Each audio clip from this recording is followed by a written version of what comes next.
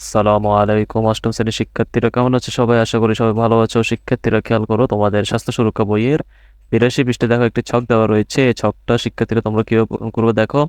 এখানে লেখা রয়েছে নিজের জন্য পরিকল্পনা করেছি। এবার আমরা আমাদের অভিজ্ঞতা থেকে বর্ণিলের চিঠির উত্তর লিখব। উত্তর লেখার আগে আমরা ওর চিঠিটা তাহলে আরেকবার পড়ে নিই। শিক্ষার্থীরা তোমাদেরকে এই ছকে একটা নমুনা চিঠি লিখতে হবে, ঠিক আছে? তো শিক্ষার্থীরা তোমরা কিভাবে নমুনা চিঠিটি লিখবে চলো এর সমাধান আমরা দেখে আসি।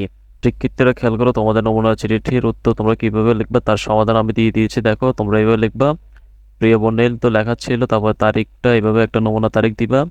তারপর লিখবে দেখো, কেমন আছো? আমি আলহামদুলিল্লাহ ভালো আছি। তুমি চিঠিতে লিখেছো তোমার সময়টা খারাপ যাচ্ছে। কখনো মন বেশ ভালো থাকে, আবার কখনো কোনো কারণ ছাড়াই মন খারাপ হয়ে যায়। আমাদের এ বয়সে এমনটা হওয়াই স্বাভাবিক। এই সময় তোমাকে তোমার বাবা মা বড় ভাই বোনদের সাথে বন্ধুত্বপূর্ণ সম্পর্ক গড়ে তুলতে হবে। বন্ধু বান্ধবের চাপে বা কৌশলের বশবর্তী হয়ে কোনো সিদ্ধান্ত নেওয়া যাবে না। পড়াশোনার পাশাপাশি খেলাধুলা ও সামাজিক কর্মকাণ্ডে নিজেকে নিয়োজিত রাখা খুব জরুরি।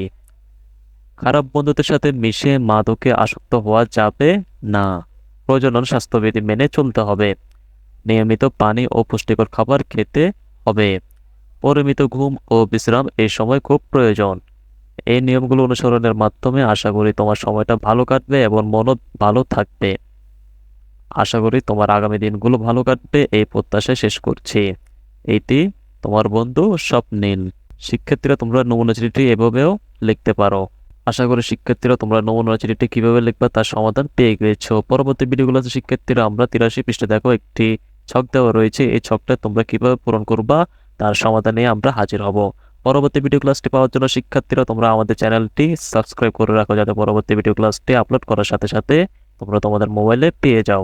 সবাই ভালো থাকবা, সুস্থ থাকবা। ক্লাসটি দেখার জন্য সবাইকে ধন্যবাদ।